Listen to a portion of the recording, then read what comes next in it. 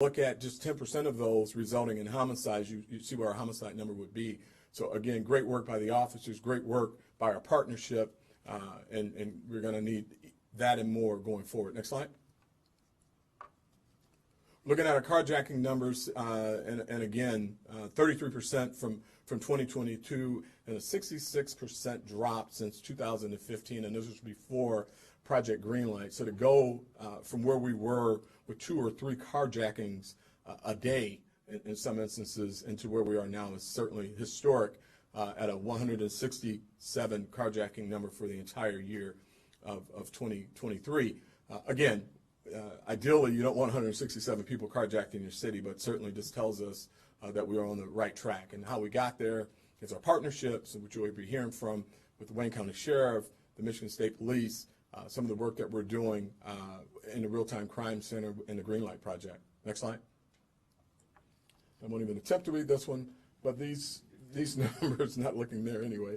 The offense types, as you see statistically across the board, the homicide number, which was the one that really jumps off the page, with close to a 19% reduction. And you look at the sexual assaults, which is very important. And with the lean system, or the lens system, being really prominent in our department, and what that is, it gives us an opportunity to address those cases that would sometimes go unaddressed. So we did see a slight uptick initially at the launch of our lens program, but then as you can see, that number stabilized. We had a lot of victims who weren't getting the services that they needed. We were able to reach out to, get those reports filed, make a number of arrests, and that number is started to decline. And this was up significantly early part of last year.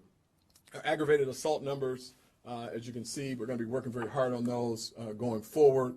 Just a very slight uptick. And then our robbery numbers, we're not satisfied with that number. We have a lot of work to do there, but they're still showing a downturn, but we have work to do. And when we look at these numbers, the mayor talked about the pre-COVID numbers. 2021, 2020 in particular was an anomaly year. The city did not perform like the city performed in previous years because of the impact of COVID. So you had people who weren't moving in the normal course of their day. You had people that were at home throughout the day. You didn't have the interaction with the community and the events and things such as that. So when you see that these numbers are lower than our pre-COVID numbers, again, that tells us that our strategy and our processes are working. Next slide. So what we got here then overall is the 3,655 investigative leads with NIBIN, and let's talk very quickly about what NIBIN is. So NIBIN gives us the opportunity, it's a federal program that gives us the opportunity to analyze rounds recovered at scenes, and I won't spend a lot of time on that, but just know that this comes out of our ShotSpotter program, where we recover evidence and we're able to use that evidence to find those who have victimized our city. We've recovered 5,512 casings that we've entered into NIBIN last year. 39 square miles of ShotSpotter has helped us. ShotSpotter is an incredible tool that is used responsibly in our community. We had identified that there were a number of people who didn't have confidence in calling 911 when they heard gunfire. In fact, over 80% initially were not calling 911 when they heard gunfire. We don't want a community that's desensitized to gunfire. Gunfire means someone is either attempting to hurt someone or themselves. And so to have this tool where we can respond regardless of a 911 call has been invaluable. And as a result, we've made 386 arrests from those ShotSpotter notifications. There's been a number of arrests where we've arrived at the scene and the person is escaping from committing a violent act of either murder in it or its attempt. And then, of course, there's been 6,498 guns recovered, and we're currently now looking at 903 Project Greenlight Detroit locations. So I'm not going to take up all the time talking about stats. I do want to introduce at this time the U.S. Attorney, Dawn Eisen, and again, as she comes forward, I just want to thank you, ma'am, for your partnership and your work in our city. Thank you. In addition, may we have FBI SAC Shay Gibson join, as well as ATF SAC James Deere, DEA SAC Orville Green, and Homeland Security Investigations Detroit Deputy SAC Jared Murphy. All the alphabet soup of the Right. federal government is up here. We all share the same goal, and that is achieving peace in the communities and neighborhoods in the city of Detroit, and for all of us to take a part in that. And what we saw this year was all of us taking a part in that. I don't take any credit for it being one singular thing. If I do anything, I hope it's engaging other people to come together to do the work. And it seems like we have achieved some results. But we're just getting started. We still have a lot more work to do. There are way too many people still suffering from violence, way too many people and families affected by it. And so I am thrilled today to come together with so many people working to achieve this goal of achieving peace in the neighborhoods of Detroit. And we're going to talk a little bit about what we did collectively as a team, as one Detroit, to do just that. And we start out with, we came together to address gun violence in a new way.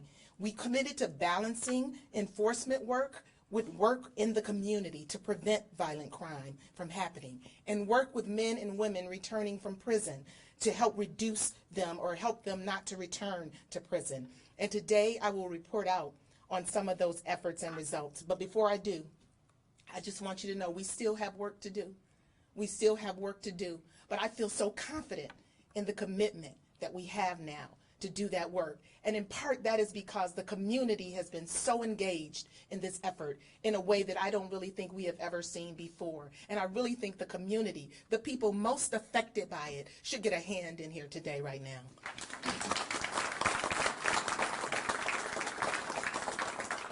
Can you go back, Ms. Dana, to the first federal partnerships? There you go.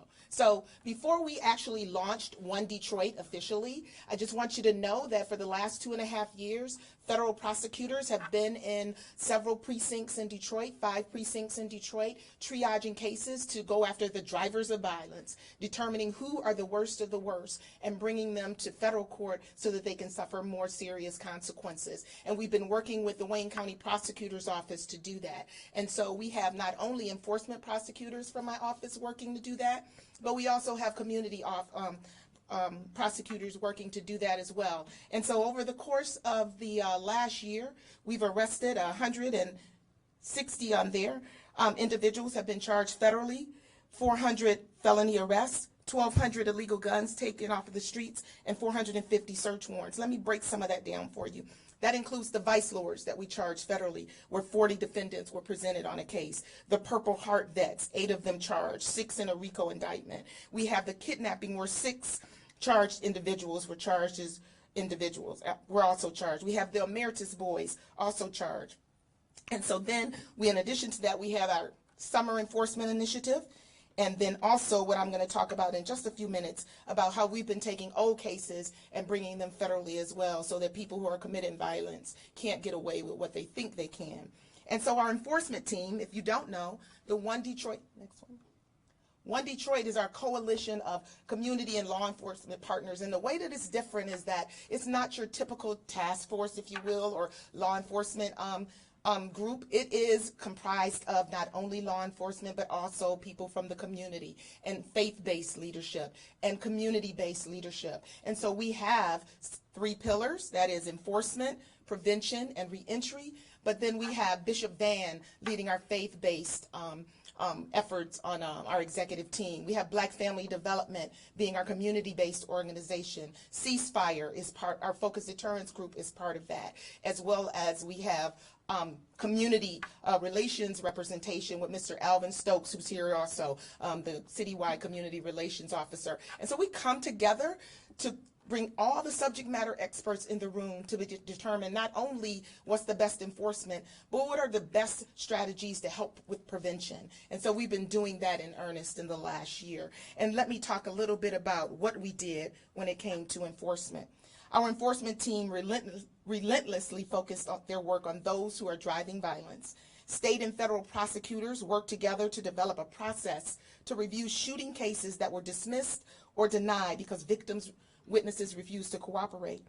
This teamwork allowed for shooters who thought that they had gotten away with it to be prosecuted for their illegal gun possessions in federal court. Cases like the one brought against Jason Foley, who was sentenced earlier this year. Foley was involved in a shooting into a home occupied by several adults and children. Officers recovered 31 .22 caliber casings and observed that at least 20 gunshots in the target home. Foley was also involved in a second shooting where officers recovered 10 9mm casings that he had fired at a residence. In both shootings, the intended target was his girlfriend. Foley pleaded guilty to 2 counts of felon in possession, and he was sentenced to 96 months in federal prison. A driver of violence.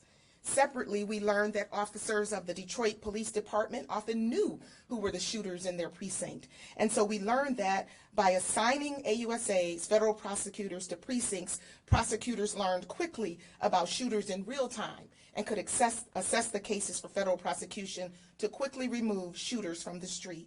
An example of that is a shooter like Sean Hickman, the defendant in United States v. Hickman, who pleaded guilty to 1 count of felon in possession of a firearm after he was identified as a shooter by police officers in the 8th Precinct.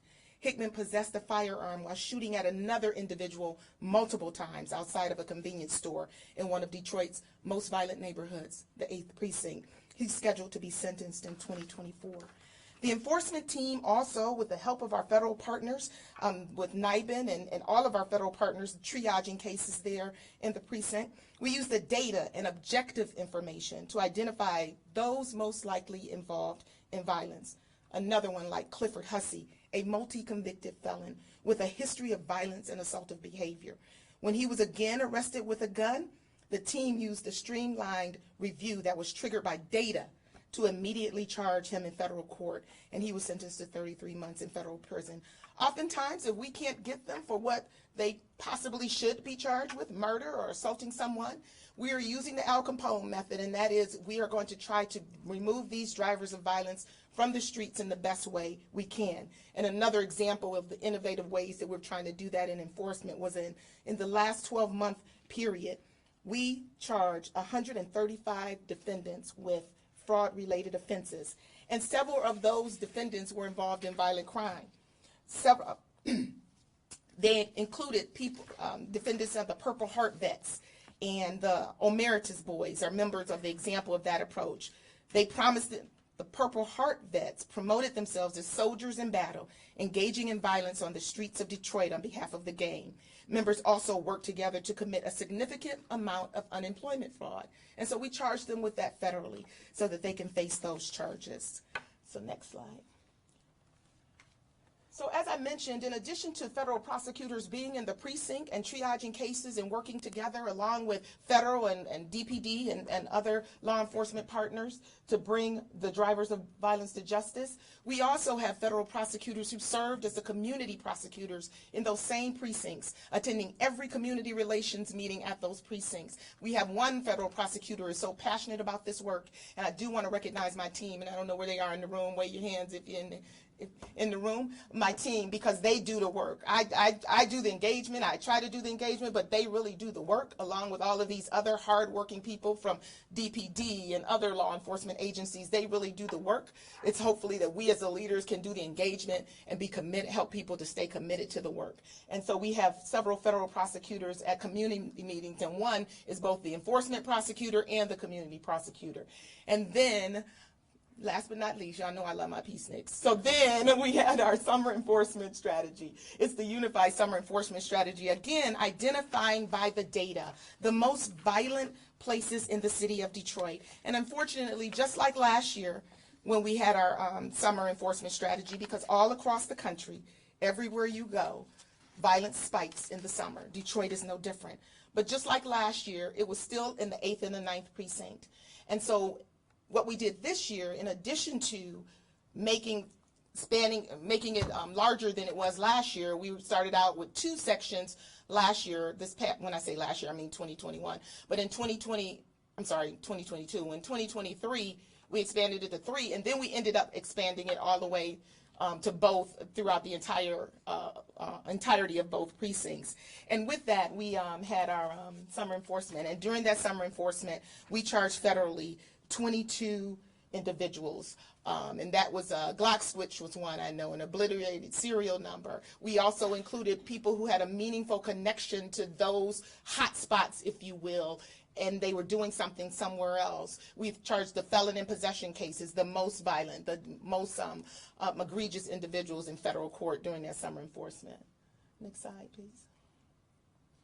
As I mentioned, one part of this strategy that's different from the rest, or what I'm used to doing, I've been a prosecutor for 20 years now, and I was a criminal defense attorney before that. I've been at this game for a while, is that we have included a big component of deterrence and prevention. And I couldn't be more proud of the work that we've been able to accomplish with some of our partners in that regard. And the chief mentioned some of those people, Darrell Woods and a number of other people, Force Detroit, and some of those community violence intervention people are out in these streets helping and trying to quell violence and do it in that way. It is no one thing. It is a collaboration, a collective effort of a whole bunch of people to do the work. And so the deterrence that we look for is engage directly with community members and communicate with those at the highest risk. So during the summer, the whole One Detroit Executive Committee signed a letter to individuals who were on federal probation, state probation, federal supervised release, which is the equivalent of kind of like parole once you get out, and that we sent them a letter warning them to put their guns down, but we also gave them an option. Come to this resource fair, come to these roundtables so that we can remove barriers for you because you've been convicted, and that you can become a productive citizen, because for every person that we help not to recidivate makes the community safer, and we're doing our job, achieving our goal.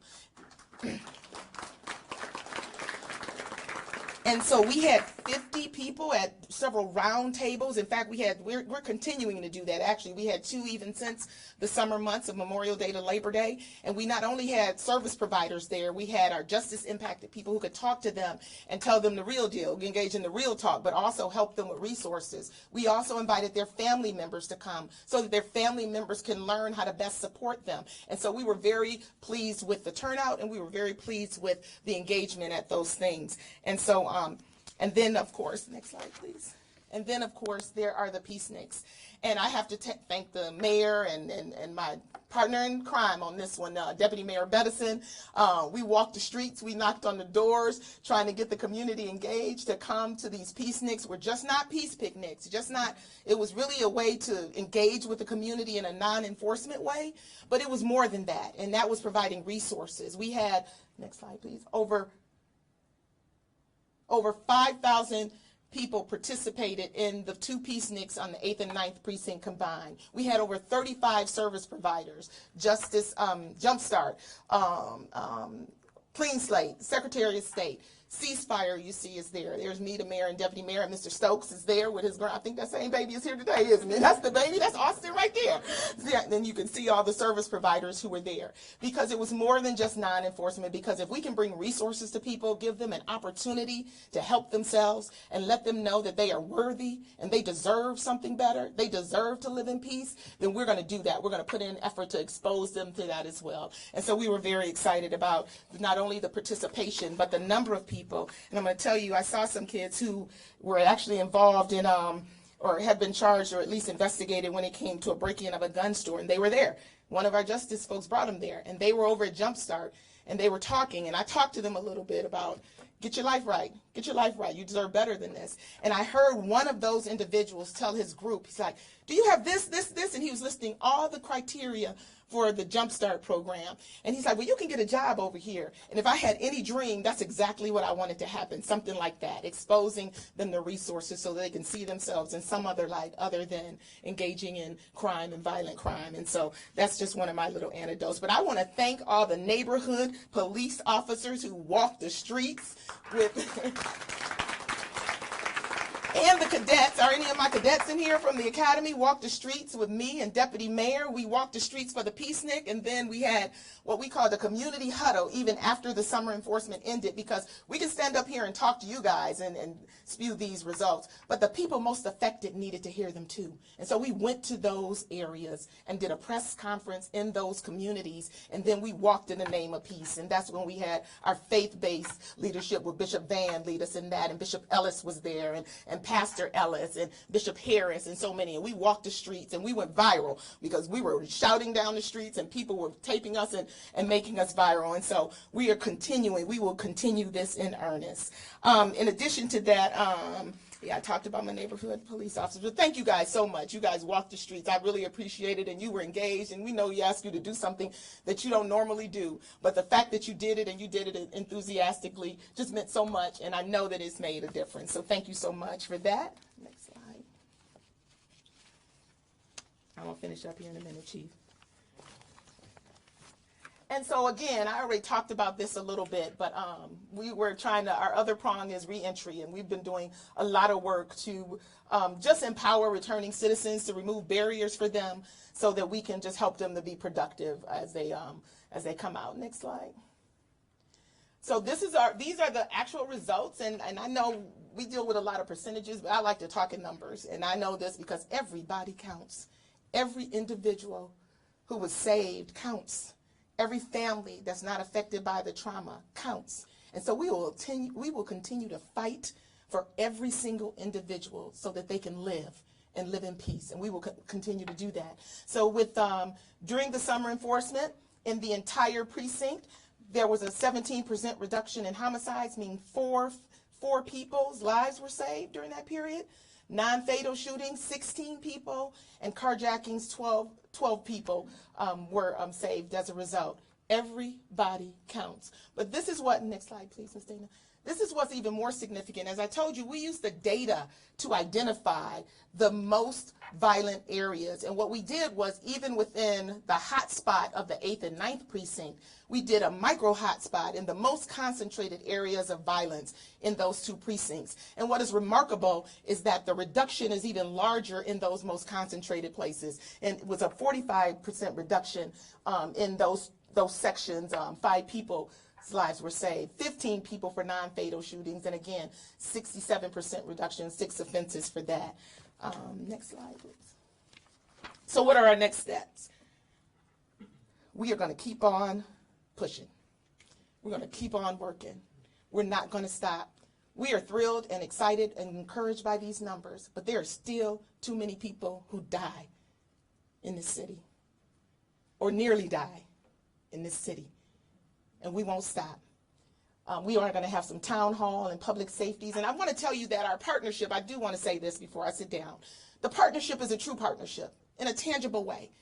We have this executive team that includes the mayor and the chief and representation by the Michigan Department of Corrections. Where's Bill? Michigan Department of Corrections. She leads our reentry pillar, and she does an outstanding job. And then we also have the city that leads our prevention pillar, and that was, the peaceniks and all the other stuff that we're doing under the prevention side. And then our office leads the enforcement, but we're all on all of the pillars. But we have other individuals outside of my office lead the pillars, and so that we can have all the subject matter experts in there coming together to come up with effective strategies under each pillar.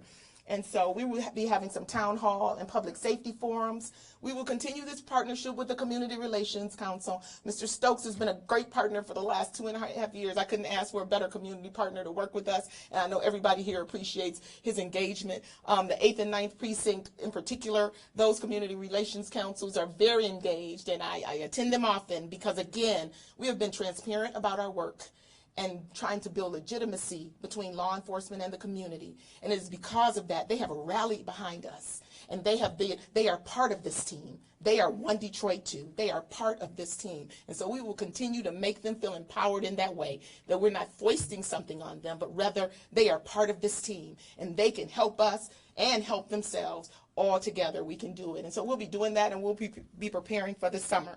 And so my last statement is, we will take what we've learned and we will work to improve what we're doing. But I want to say the vast majority of the people who want to live peacefully in this city, we got your back. We got your back. And to those who commit violence, those who shoot to solve problems, I want to say we're not going anywhere. We won't stop. We won't stop for a better, safer Detroit. Thank you.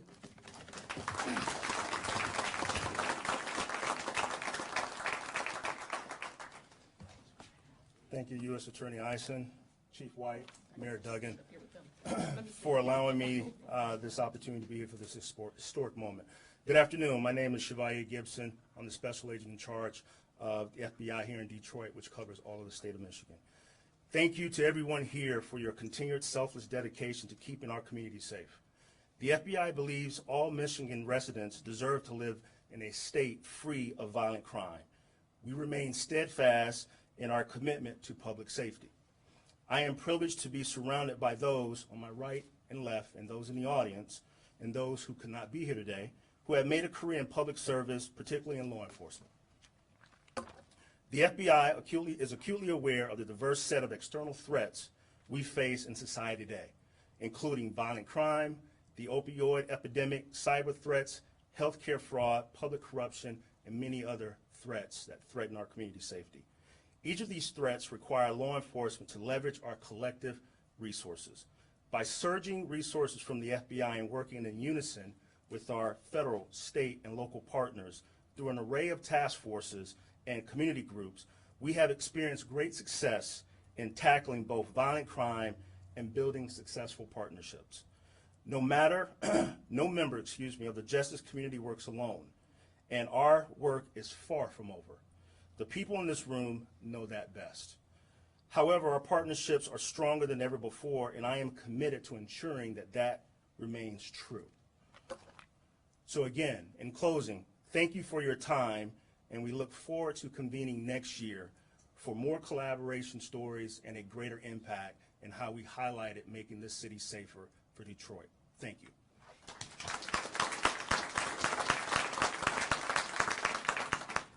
Good afternoon, everybody. My name is Jim Deere. I'm the SAC of the ATF Michigan. And I think there's a couple things that resonate with me with this press conference. And it's a great day for Detroit. Great day for the community members, and a very, very great day for everyone who has been committed to gun violence and reducing gun violence in our community. We're almost at a point, or we are at a point, where people can walk down the streets of this place and feel safe. But there are things that are my takeaway here, things that resonate with me. Mr. Mayor, leadership matters. You've got one of the best police chiefs in the country.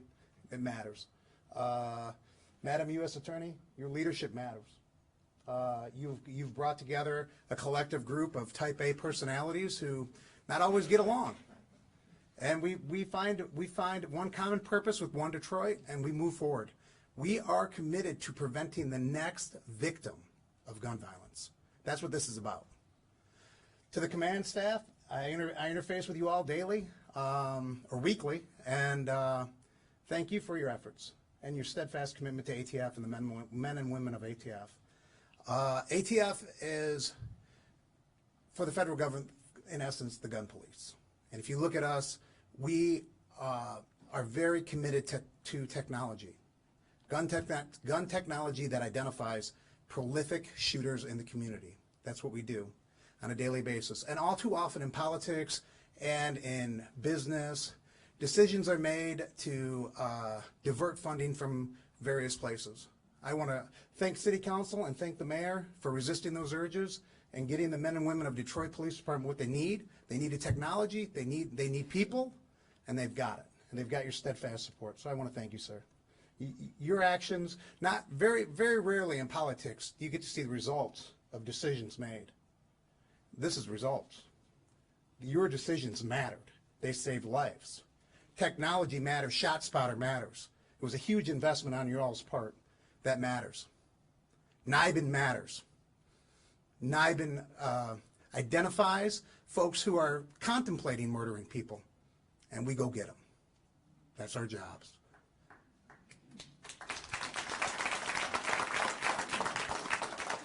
With that, all I can say is to the men and women on this partnership, you have my heartfelt thanks.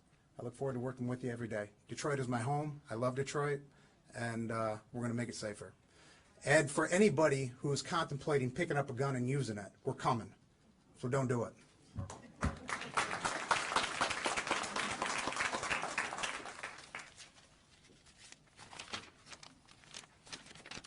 Good afternoon. My name is Jared Murphy. I'm the Deputy Special Agent in charge for Homeland Security Investigations in Detroit. I'd like to congratulate Chief White, the Detroit Police Department, and our federal and state partners for a remarkable reduction in violent crime in Detroit this year. It's a result of your leadership, sir. HSI is proud to stand here with our federal, state, and local partners to celebrate this important milestone. HSI special agents leverage unique authorities and international capabilities to assist in reducing crime and improving safety in our communities. We're committed to continuing our work on important initiatives with Detroit Police and our partners to reduce auto theft and to reduce the international smuggling of weapons and narcotics into our communities.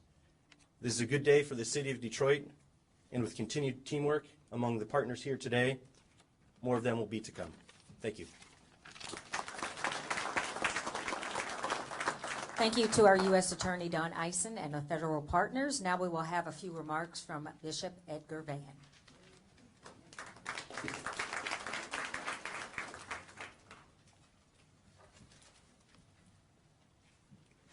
This is Detroit. This is the spirit of Detroit. This is the heart of Detroit. And this is the power of partnership. I'm so delighted and excited to stand with political leadership, our mayor, city council, with our law enforcement leadership, our U.S. attorney, our tremendous chief of police, our Wayne County Sheriff, and our federal partners, as we all stand together as one community, as one people. We made the demands. We had the initial news conference, and there were those that did not believe. They thought that there would just be another news conference, another article, another report. Today you see the results of our work and partnership. I'm grateful to be involved. I'm committed to being involved. This is my city, and the violence will continue to be reduced. Thank you.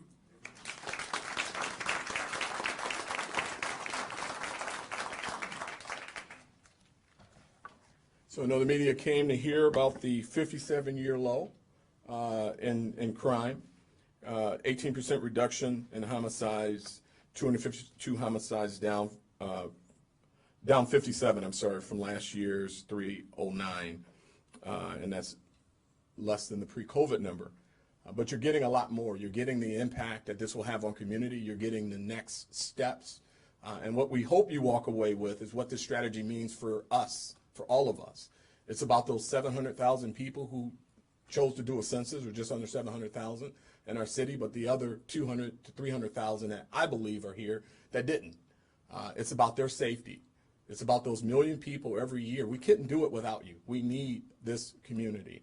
And this community is valued. And when you look at this partnership, what Jimmy Deere said, what our U.S. attorney has had to say, and her passion just exuded, and hopefully to you, as it does to me, every single time I talk to you. She talks like that, by the way. Every single time we talk, that's her energy. That's who she is. A daughter of our city, a Cass Tech graduate, and someone who's passionate about getting people who victimize those who live, work, and play in our city off the street. So thank you once again for this partnership. So it's not just the Part 1 violent crimes that drive problems in our community. We know that. We know that we've got some other problems. We've got some nuisance problems. We've got drag racing and drifting. And oftentimes those situations are underreported when someone is hit by those vehicles. I hear from members of our community all the time saying we have to do something about the drifting and drag racing.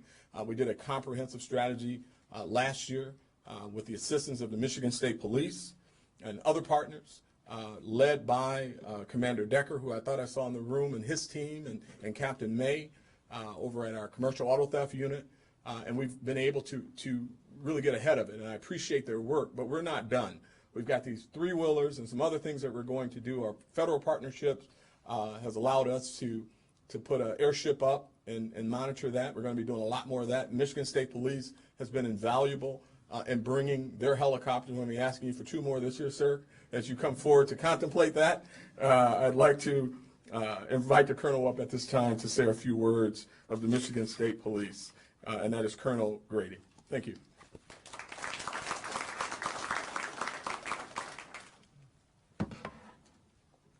Good afternoon.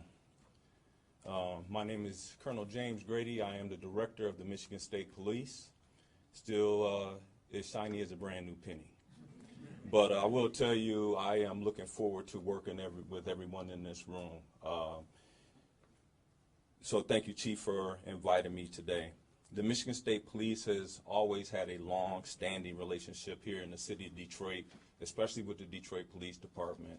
And I'd like to take a quick moment to say that I've had that honor to be able to work with the wonderful men and women that serve here with the city of Detroit Police Department. With that, in addition to troopers patrolling the freeway in the city of Detroit, we have also provided investigative resources, the K-9 and lab resources to keep the city safe in an effort to solve and reduce violent crime. The Michigan State Police provides aviation support to our police partners as a force multiplier for our officers on the ground, which has the potential to be much safer for them in residence and on the road. There were about 500 hours of aviation hours logged in the city of Detroit alone during the year 2023, and we will continue those efforts and that partnership. Before I finish, I just want to say this. We are pleased that our partnership with the citizens of the city of Detroit, the Detroit Police Department, and our federal partners continue to help build a Michigan where everyone feels safe and secure. Thank you for your time.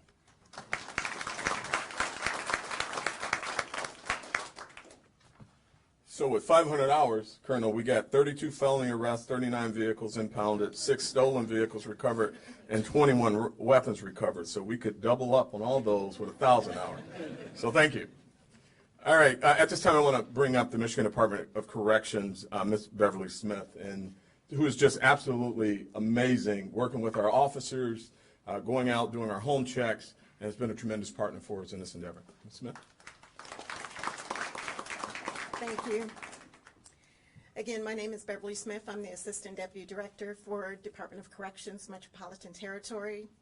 MDOC is pleased with the progress that was made in 2023 to make our neighborhood and community safer.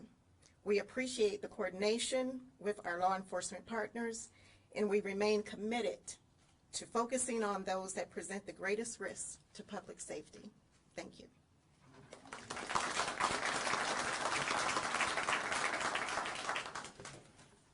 At this time, Sheriff Washington, Wayne County Sheriff, I'd like for you to come forward just to say a couple quick words. Been a great partner for us. One of the things that we've identified is that we've got a lot of folks that are out on tether. We've got a lot of folks that are out with pending felonies, and we'll talk a little bit about that before we close. And one of the tools that has been implemented has been very resourceful for us in identifying those who should not even be on the street, who are coming from or going to a crime, and which gives us certainly interest into why they're there. Sheriff Washington has been just a tremendous partner. I'd like you to come up and just say a few words, sir. Thank you. Thank you, Chief. Again, my name is Raphael Washington. I am a Wayne County Sheriff, and I'm here to talk about the collaborative effort that we've had with the between the Wayne County Sheriff's Office and the Detroit Police Department, and the wonderful results that we've had and that we'll continue to have working together because we're stronger together. So on behalf of the dedicated men and women of the Wayne County Sheriff's Office, I'm excited about the results of this partnership between the Wayne County Sheriff's Office and the Detroit Police Department. Whether it's our Scout program, our Sheriff's Community Outreach Urban Team program addressing drag racing, drifting, and other quality of life issues, or our shared electronic monitoring initiative, I couldn't be happier with the partnership we've had over the years. While we have launched several initiatives across the 43 cities and townships that have contributed to the significant reduction in crime, I'd like to share one that I am very proud of.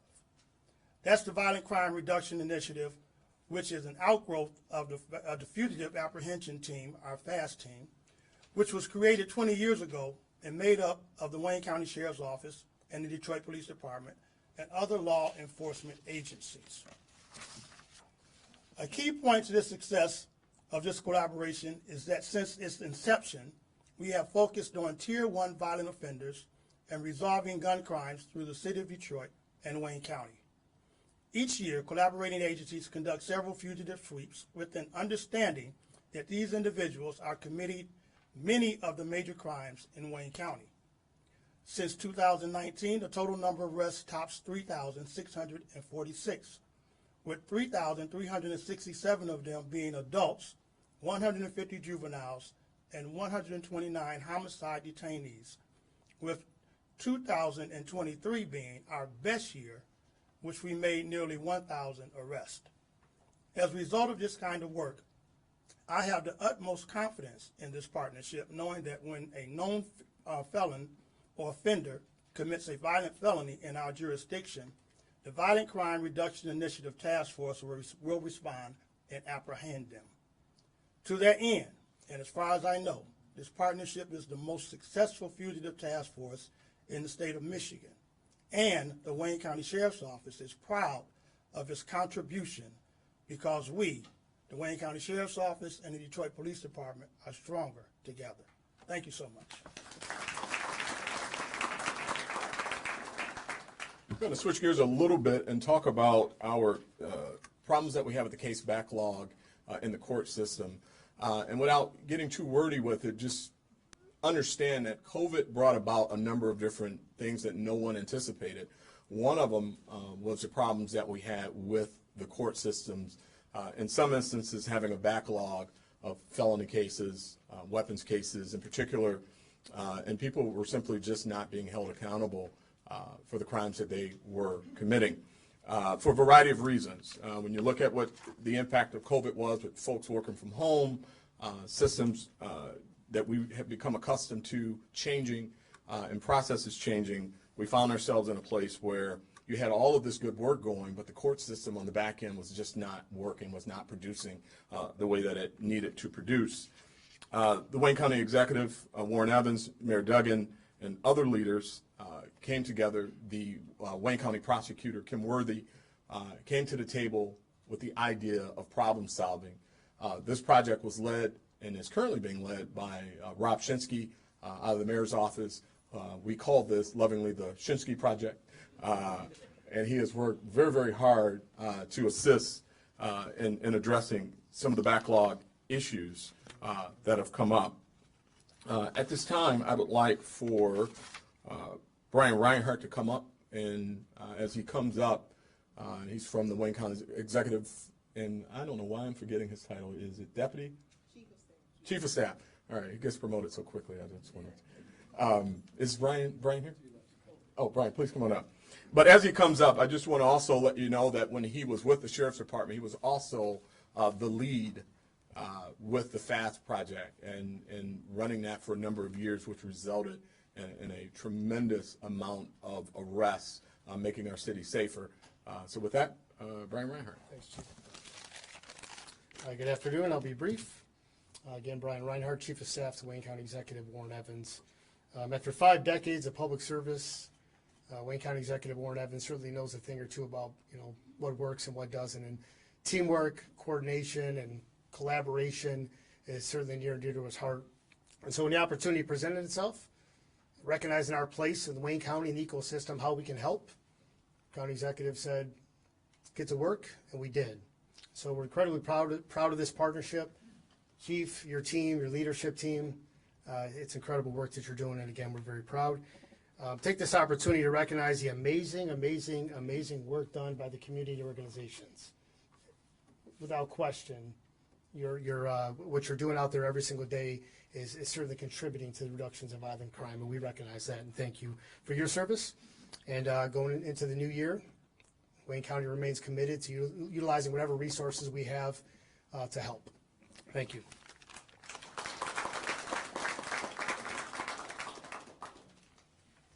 Thank you, Brian. At this time, I'd like to bring up Third Circuit Court Chief Judge Farsard to talk about the impressive work that they are doing reducing the pending gun case backlog.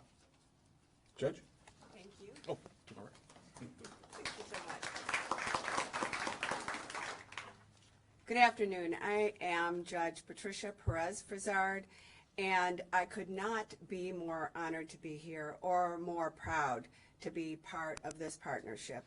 The Chief talked about gratitude, and I am here on behalf of the Wayne County Circuit Court to express our gratitude. We are so grateful for our partners here and our partners in the community. in making our goals happen. Talked about 4,000 case backload, and I want to talk a little bit about that. We are the largest and busiest court in the state, and so we had 4 times the cases of any other court. And to look at a court that is closed down by COVID for the better part of 2 years so that cases cannot be tried is a looming danger to the community.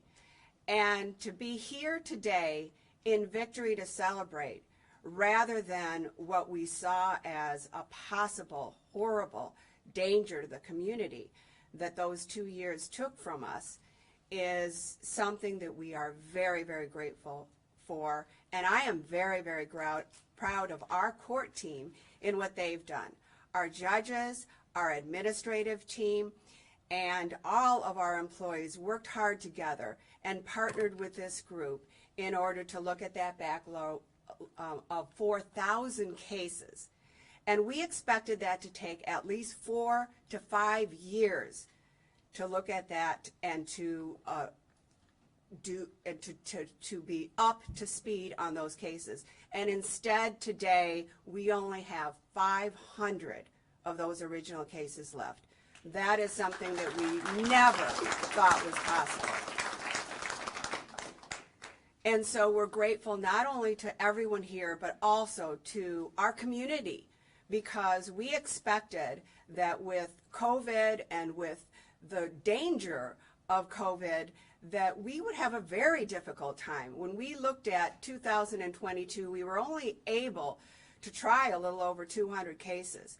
We tried about 4 times that much in 2023. And we needed jurors who came in as judges of the facts to bring in verdicts and to show our community that we are trying cases, we are back full force. We, in fact, had a clearance rate of 133%. So we cleared many more cases than came in, and we are part of this group, and we are very grateful to everyone who helped us get to our goal of meeting the safety needs of the community by trying our cases. Thank you so much.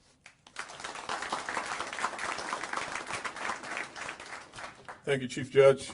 Also, I want to mention Judge McConico, who could not be here today. And he mentioned the work that they're doing with their backlog as well. 36th District Court has an 80% reduction in pending cases, which is pretty incredible. 80%.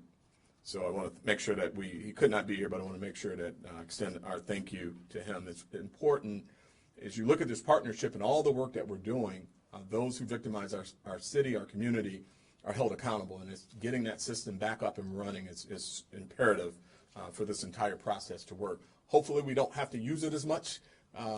People make better decisions, as U.S. Attorney talked about, giving people options with those peaceniks where you can get a driver's license, you can get a job, you can get other opportunities.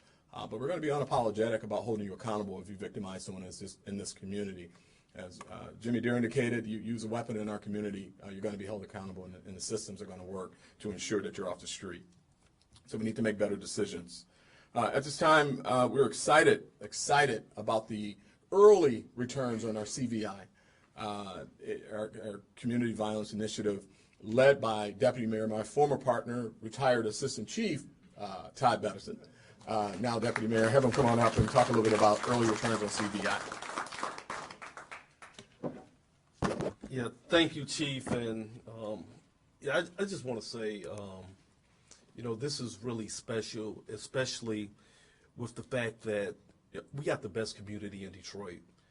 Our community supports the Detroit Police Department, supports law enforcement, and they show up.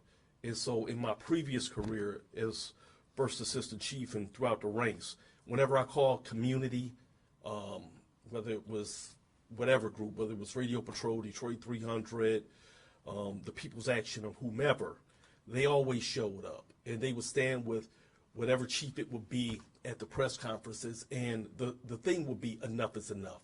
Enough with the violence, enough with the gun violence. We're coming together and we're going to do something about it. But the thing about it is, I can never even so much offer them a gas card, per se. And so they did it out the goodness of their hearts and they have always been here, and our neighborhood police officers know that as well.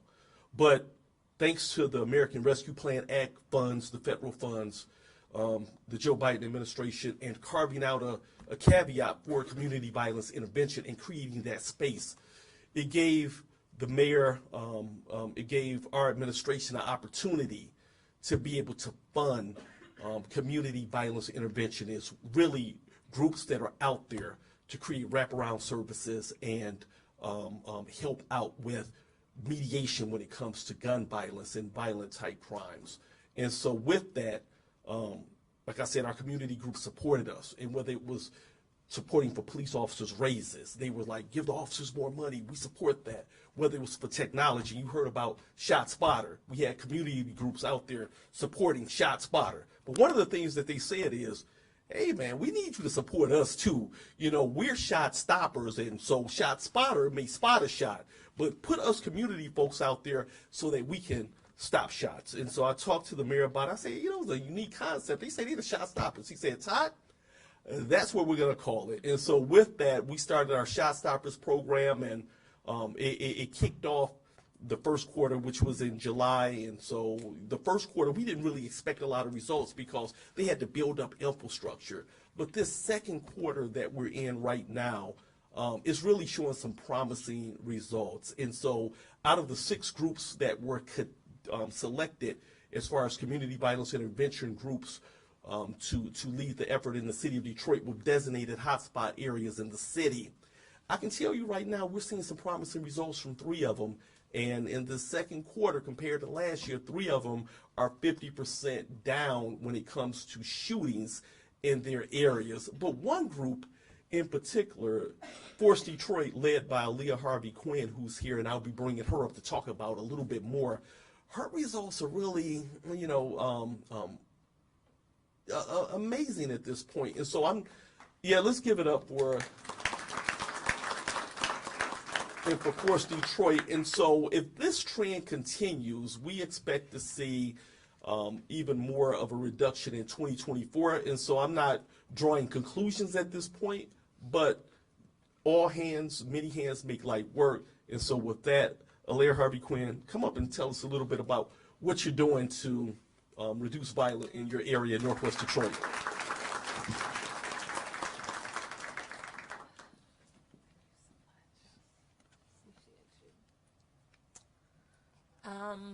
First of all, the applause should go to the team. The Force Detroit team is led in partnership. DeJuan Kennedy is one of the core partners. He has really put the work on his back, showed up and showed out, and he has chosen staff people that are equally dedicated. So I would be remiss if I didn't start off by saying thank you to the whole team. We got a brother named Terrence, a sister named Sierra, we got Andron, we got Meech, we got Beto, Carisha, and then we've got a strong administrative team. We got Kayla, we got Kai, Bridget. I am so grateful to show up and work side by side with each of you all. I want to start by just sharing a quote, and I'll keep it super brief, but there's a quote that says, or goes something like, the child that doesn't experience the love of the village will burn it down to feel its warmth. And CVI is an opportunity to feel that warmth. CVI is a public health harm reduction strategy in which we partner with people in the community who are driving violence and help them reimagine their lives. We intervene in violent scenarios just like you would intervene at a bar with your friend, snatch their keys from them, and give them an opportunity to go home in a Lyft that you pay for. CVI works much the same way. It is relationship driven. And so when we say we partner, those partnerships extend to the people who are driving violence.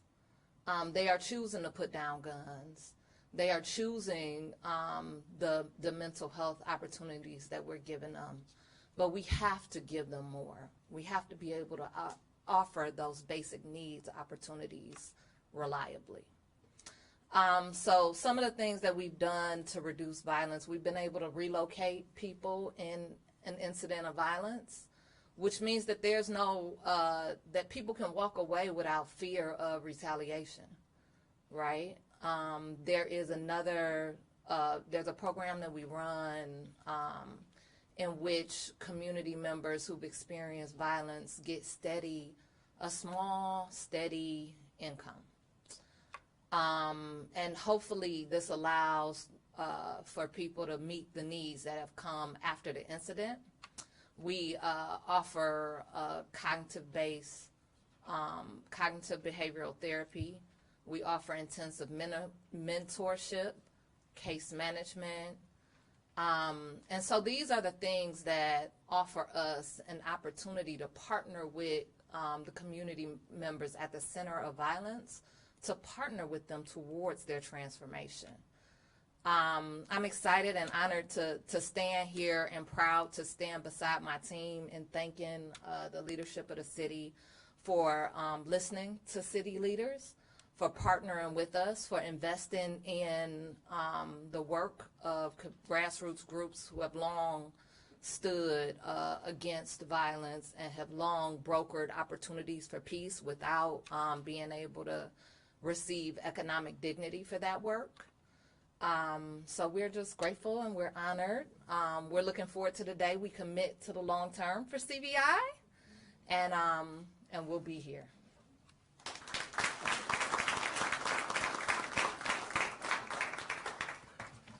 Thank you, Aaliyah Harvey Quinn, for that.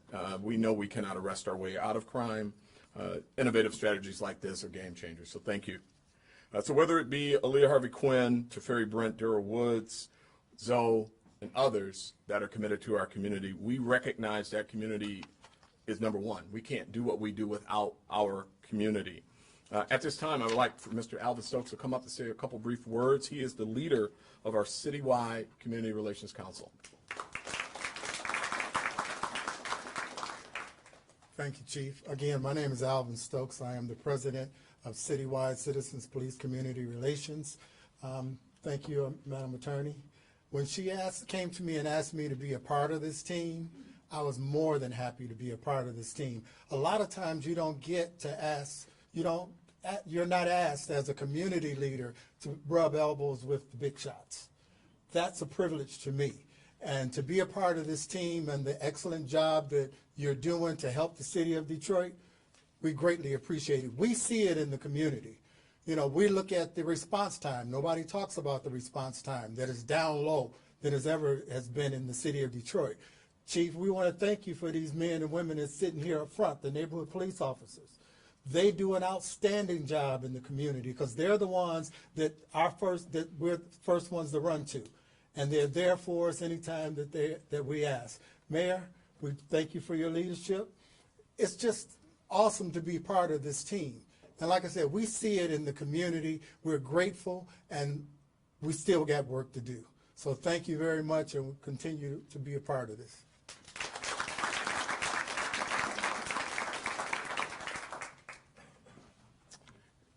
This time I'd like for Quincy Smith, our Director of Ceasefire, to come up and talk a little bit about the work that they're doing. Thank you, Chief. All right, what a day. This is exciting. I'm excited. 8 years I've been with Ceasefire, and I don't think I've seen this level of synergy, this level of collaboration, and that just doesn't happen. It comes because there's great leadership. So thank you, Chief. Thank you, Mr. Mayor, for that. Absolutely, please. So Ceasefire is currently with the Detroit Health Department. We have to look at violence from the lens of public health. It is a public health issue, right? When we address issues and finding out and figuring out what are the root causes of violence, then we can do something about it. I'm reminded of a conversation I was having with a colleague of mine who's in this work. He's part of one of the shot stopper groups. He was having a conversation with one of his guys, and he asked him, he said, what do you think is one of the solutions, right, to reducing gun violence? His response was very profound. He said, abundance. I said, abundance? I said, what do you think he meant by that? If we just had access to resources, right? Access to opportunities, right? maybe we can really start to turn this thing around, and that's what's been happening. But we got to continue. Flood the streets with opportunity. Flood the streets with resources. Flood the streets with job opportunities, right? Once we do that, things will continue to turn, and that's where my hope is. So I'm excited to be a part. Ceasefire just plays a small part.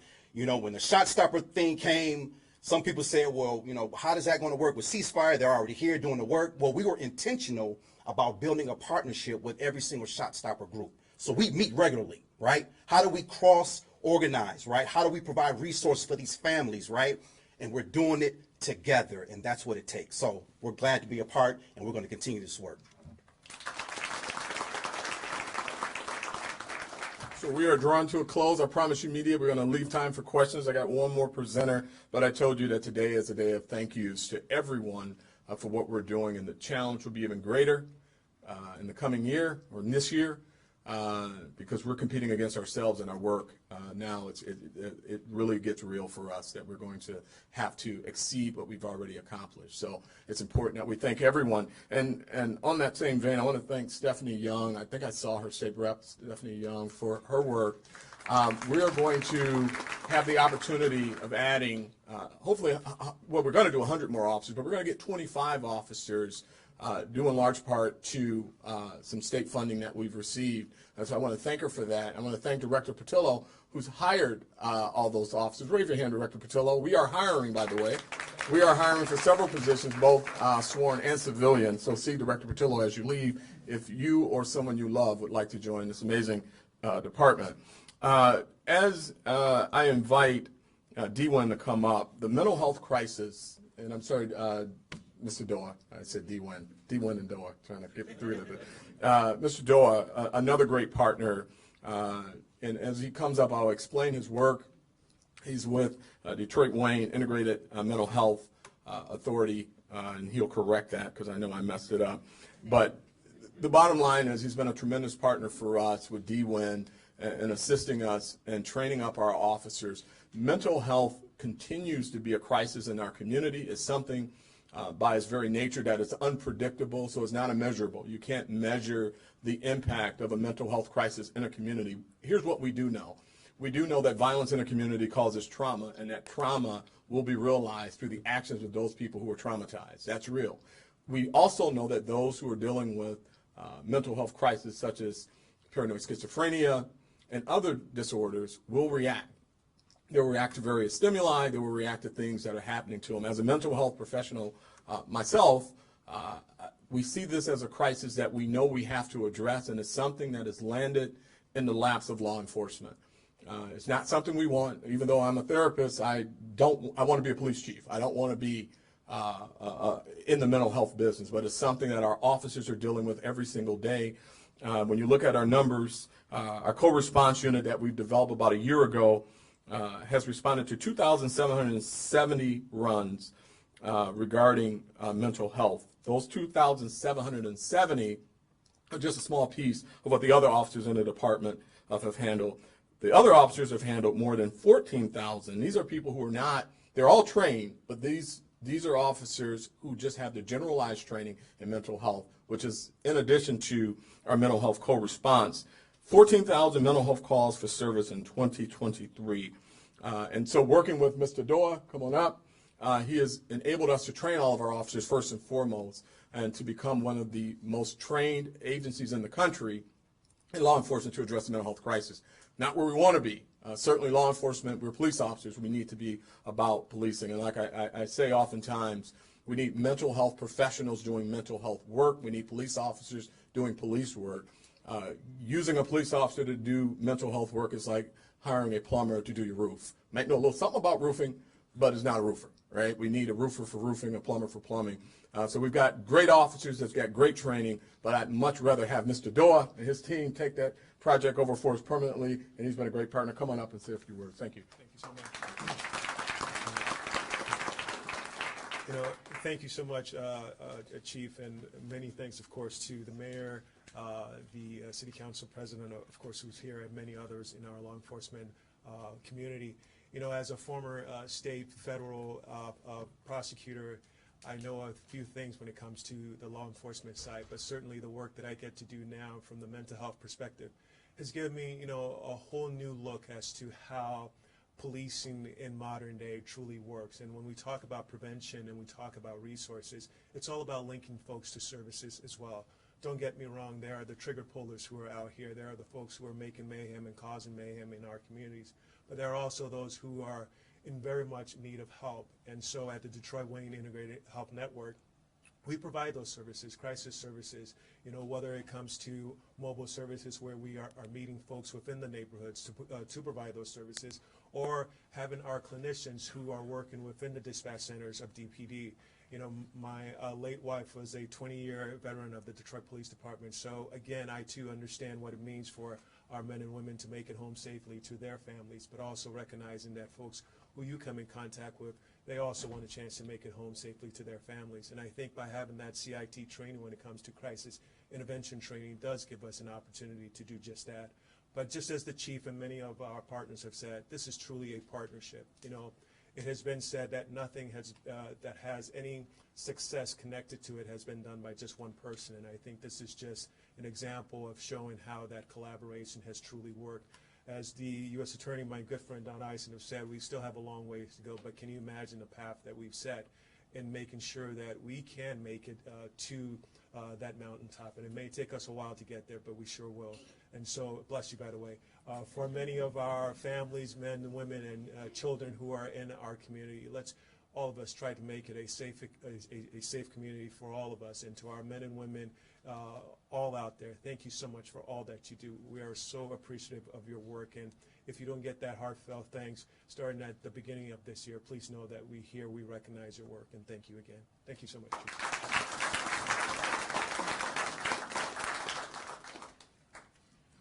All right, the time that most of our media partners have been waiting on, we'll take any questions that you may have at this time. Mr. Chief, we've heard all this great news, but what I haven't heard, and I hate to put this on you, Todd, but since the mayor left out, we've got to figure out how we not lose Chief White. Y'all can laugh if you want to, but generally when it comes to success in a black man, another man trying to get him. I'd like to say thank you to the chief because, number one, he has been in every side of Detroit in the communities and for the communities. And let's give Todd Bettison, the deputy mayor, a hand because what y'all don't know, on the 11th floor, he's welcomed every neighborhood partner possible. I've been invited to some of the meetings, not to the other ones. But I'd like to really know, my first question is, I think the contract is coming up. What are we doing to make sure, I thought it was a 2-year contract. That is related to the topic. If we don't have him, we don't have the security. I'll make it real easy. Chief White is a Detroiter. He came back to the city of Detroit. He loves being here, and look at the chief. He's here. And so we're partners. He's committed, and, you can just look at the chief. He's here. He's in it for the long run. Thank you. Then my next phase of question is with the city council and the mayor's office. What are we doing about, and I know you got a job program, but Martin Luther King and many said half a crime issue is unemployment issue.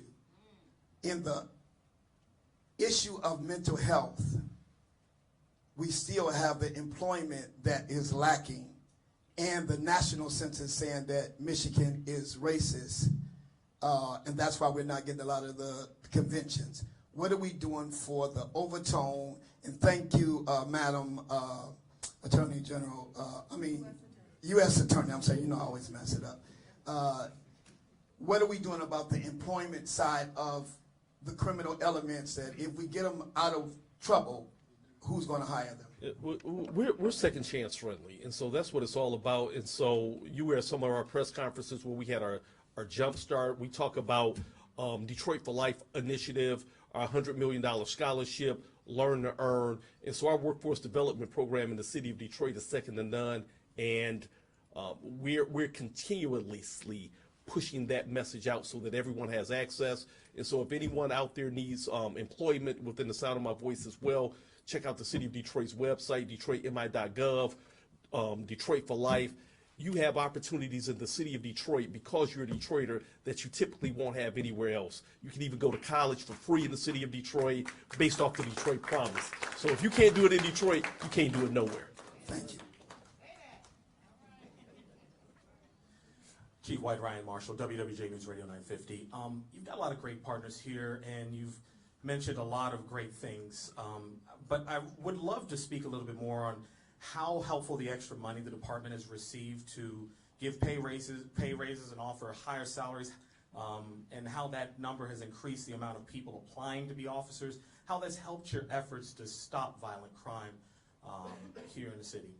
It's tremendous, and thanks for asking that question. It really kind of hit me in the face, so to speak. One day I was working with a couple of young officers that work with me, one standing behind you, by the way.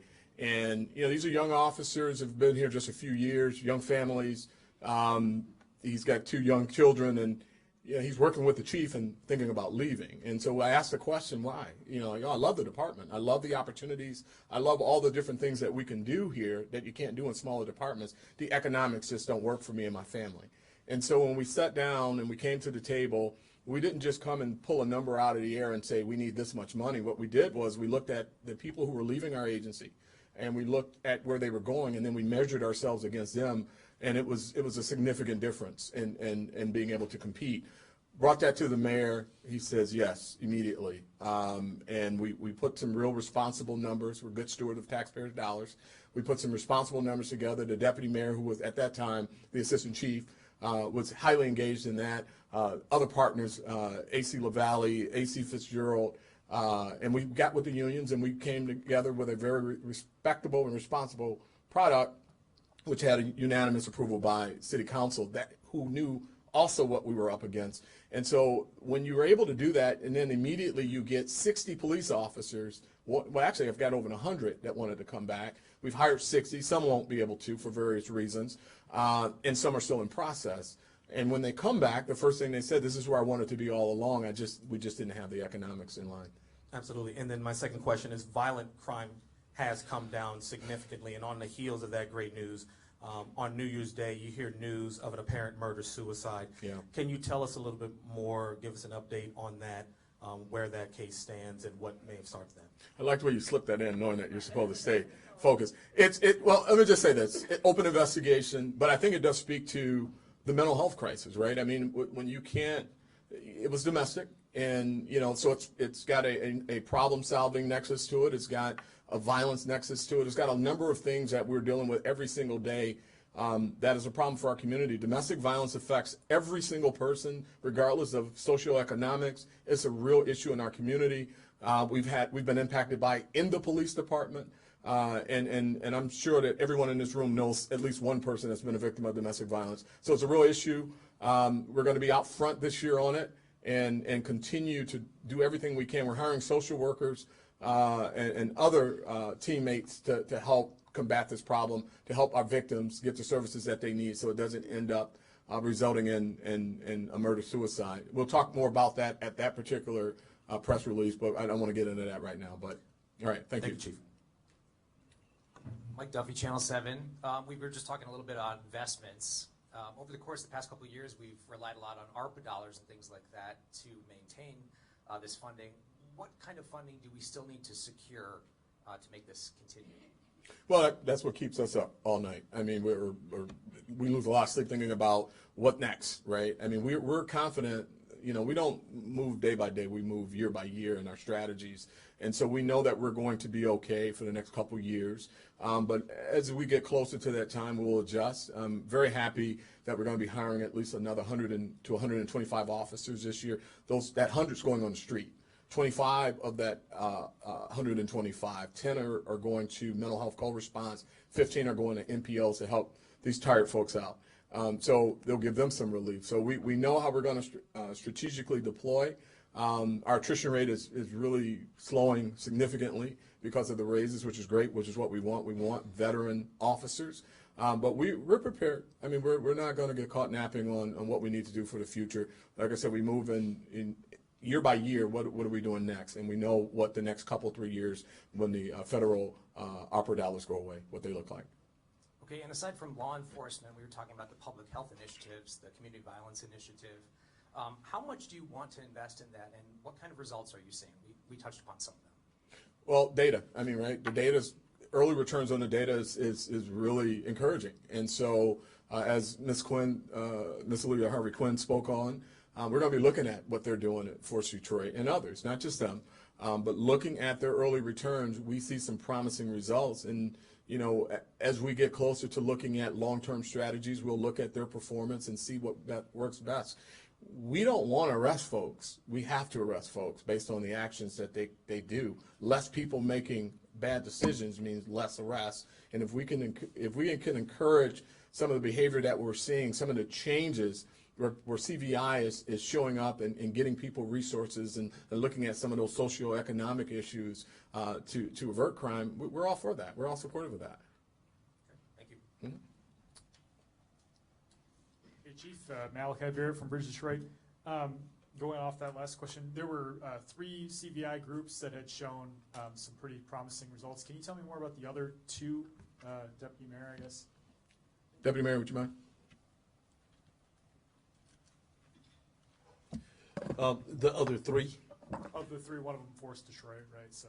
Yeah, so it's a total of 6, and so you're asking specifically about the other 2 that had good results. So yeah, that's 50% reduction of the People's Community Action, and also Detroit Friends and Family.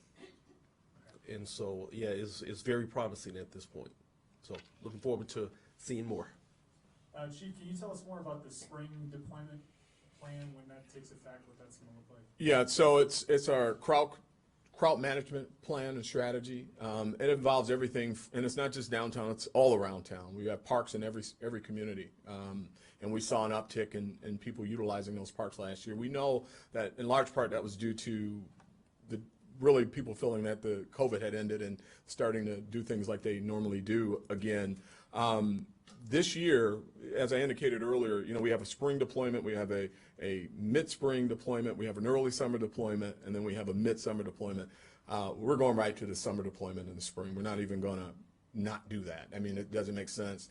We see, like with Taylor Swift and all the other events we had last year, now this year we're going to have the draft, and we're going to have a number of things that we have to get in front of. And so that deployment, which will not impact our neighborhood patrols, will be much earlier and comprehensive based on what the data tells us.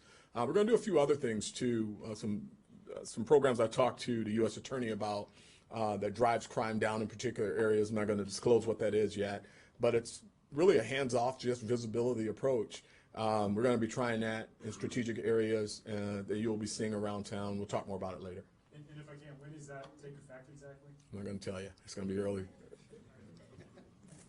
Good afternoon. Good afternoon. My name is Jaja Hubbard. Yeah, I said it radio. And my question is, how are we going to partner with Detroit Public Schools Community District, seeing that a lot of our youth have also increased in crime and having access to guns, as well as what is going to be your policy with some of the pawn shops? Because one of the things that I've been noticing with a lot of the families and youth, they have access through the pawn shops. They do very little background checks or anything of that nature, and they're allowing young people to obtain those weapons. And then my final suggestion is, can we create